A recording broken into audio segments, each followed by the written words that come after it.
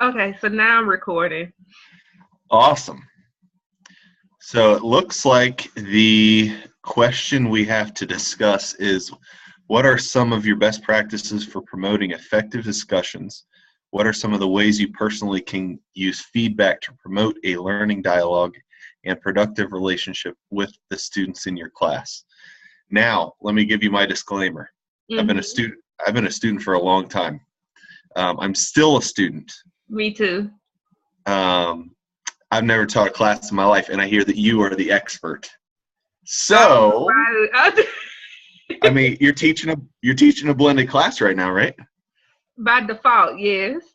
Yeah. Doug said, we got to make sure we get this done. Can you make sure to participate this time? Yes, Oh Doug, my I will. God. Yes. I can't deal. But Doug's a good friend, so we're good. He's sweet. He's a sweetheart. Because I was trying to get it done last month. And I said, well, Doug, can you just do it with me and just get it over with? And he was like, no, we just have to schedule for next month. I was like, that is the struggle. Like, can I just get this done and be over with? But I'm happy to meet you at all in all, you know. Yeah, I've been here, and he's going to see this. Doug, love you. You're the best. Hey. Yeah, exactly. He'll love that. In his office, he has these big speakers. He's going to hear you yell peace on his big speakers in his office. It's going to be fantastic. In fact, I might actually go over there and sit in there and watch our recording with him. It's going to be fantastic. That is going to be epic. Yes. I think we'll get straight 100s from this. And we haven't even talked about the questions at hand yet. I think so. I think maybe what you're showing is an example of how to promote effective discussion right now. Look at that. Look, that's all it takes. All right. End of discussion. Time to eat my tacos, and I think we're good. I got my Chick-fil-A. I drove 4 hours to get here, and I finally arrived. So, my God. Chick-fil-A at 10 o'clock at night or whatever it is. Good Lord. But let's see. My classroom right now is the struggle. I ain't even gonna lie to you. I don't even know the right verbiage to say. So for me to engage my students in anything, I have to bring out the best of myself, if that makes any type of sense. Because I'm already, just for the few seconds of meeting me, I'm pretty sure, I'm goofy, I'm crazy. I like to make people laugh. So my engagement with the students is, how can I bring the material of clinical procedures, vital signs and stuff, to make it fun and make it lively and still have them retain the information. So I do games with them. As far as the thread of discussion is case study based, but when we go on into the lesson itself, I implement the case study as like a dramatization, and we play like scenarios and try to get the best out of that thread of discussion. So if someone don't understand it or don't understand the lesson in general, we'll talk about that in class before a lecture and after, so I don't know. What days are your classes? Do your classes meet right now? Monday, Tuesday, and Thursday. And which day is blended? Wednesday. So you have 2 face-to-face meetings, and then you got that blended class on Thursday. Mm-hmm. So you use now. I've been an online student as well as a campus student, but never a blended student.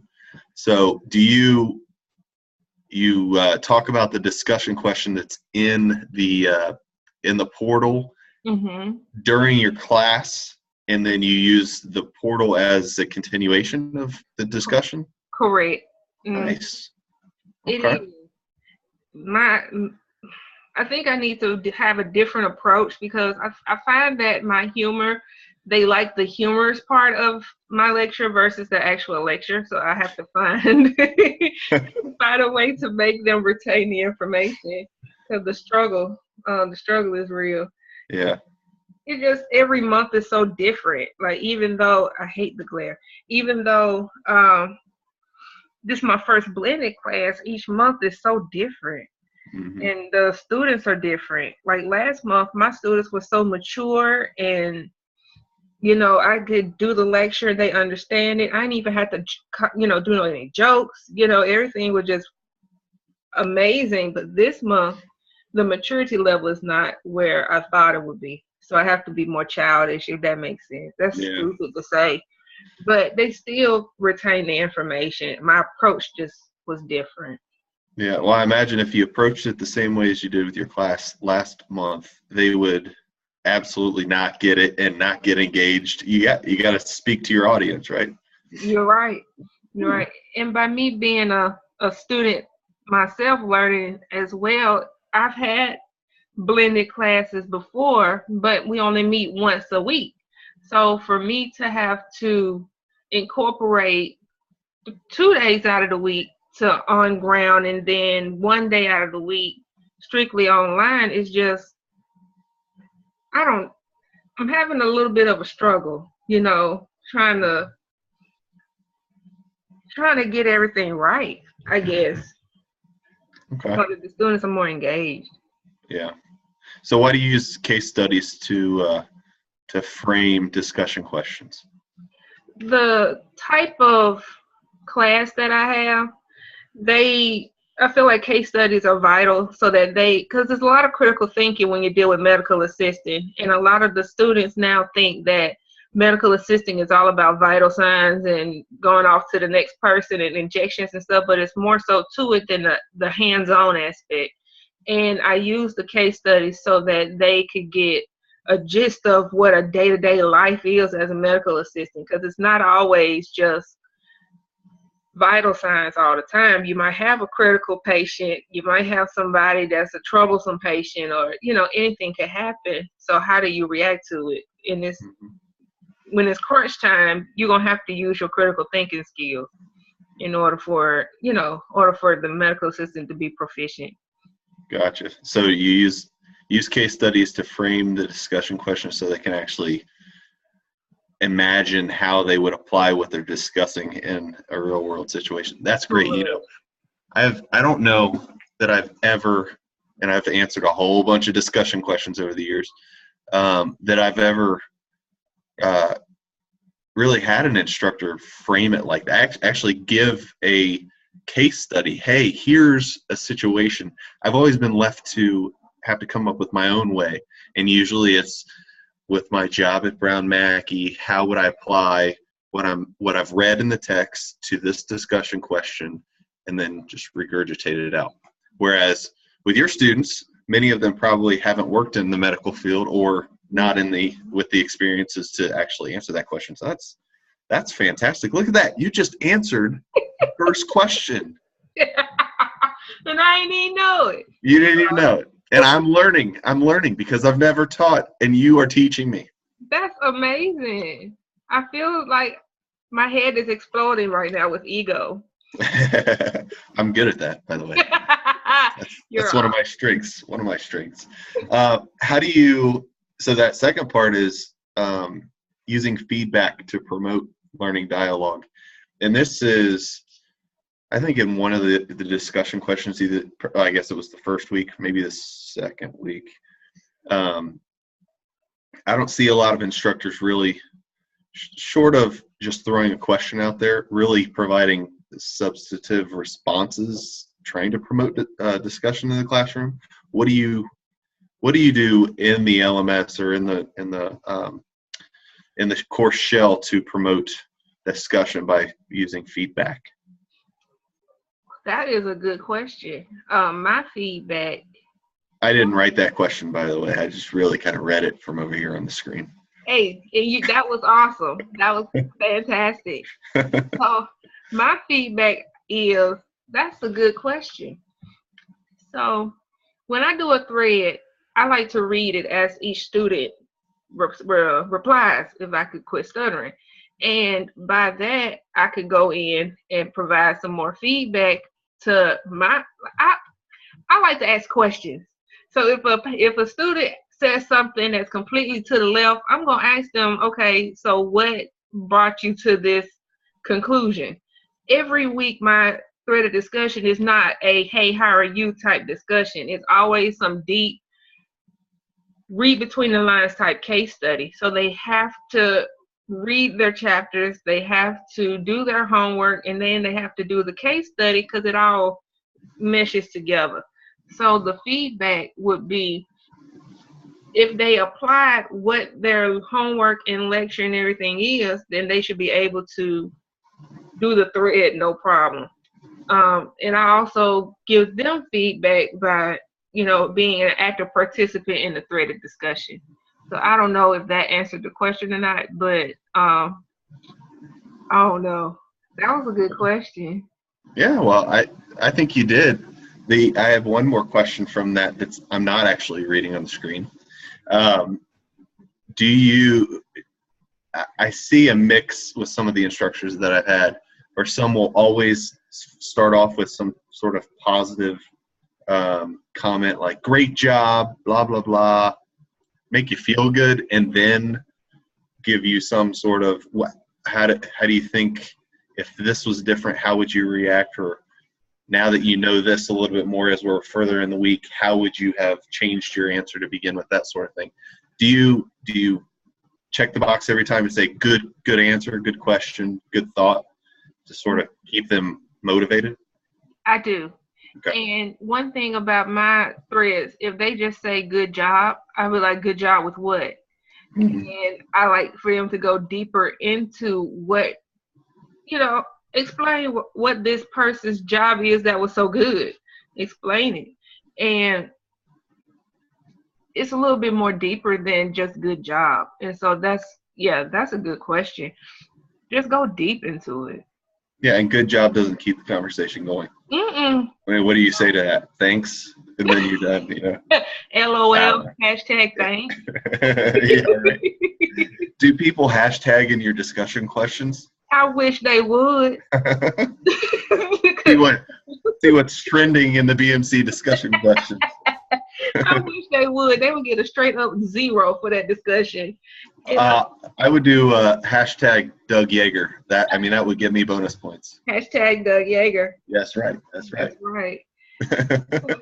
And let me ask, why, since you haven't taught a class before, why are you doing a blended thing? So I graduated with my doctorate in education a year ago and have drug my feet. I've been really busy with BMC, even more busy these days because we're all doing a little bit more with our current situation. But I haven't done yet what I want to do and get into teaching. I want to teach online. I want to work full time, but I also want to teach online.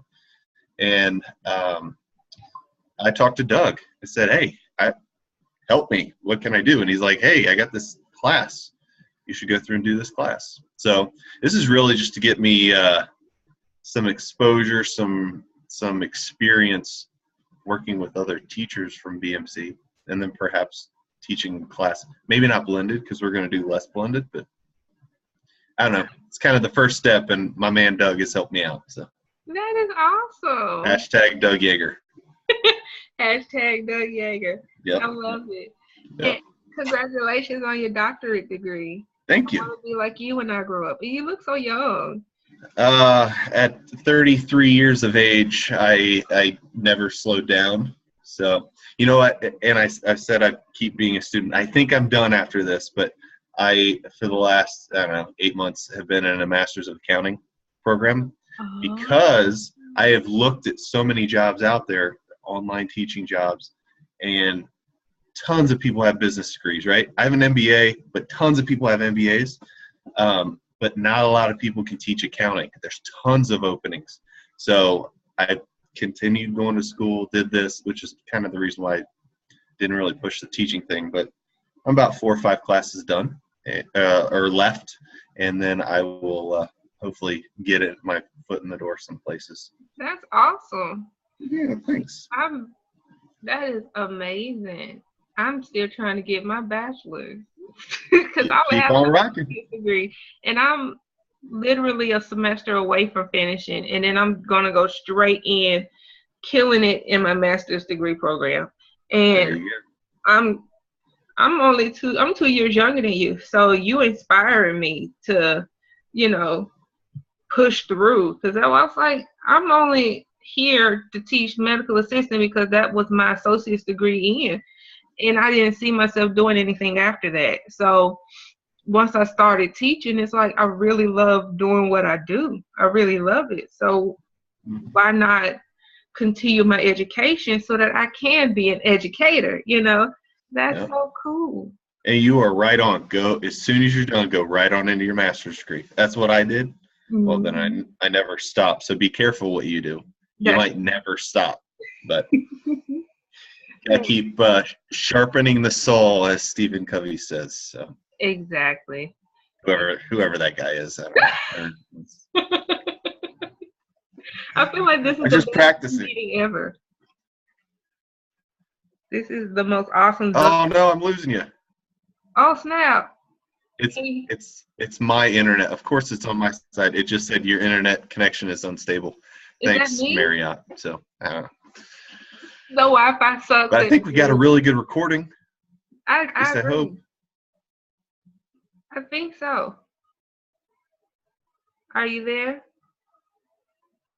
Hello? Now this makes me even more sad. In case it's still recording, just in case you can still hear me. Oh, I see you moving again. Oh, there you are. So I now you got to upload it to the BMC YouTube page. mhm. Mhm.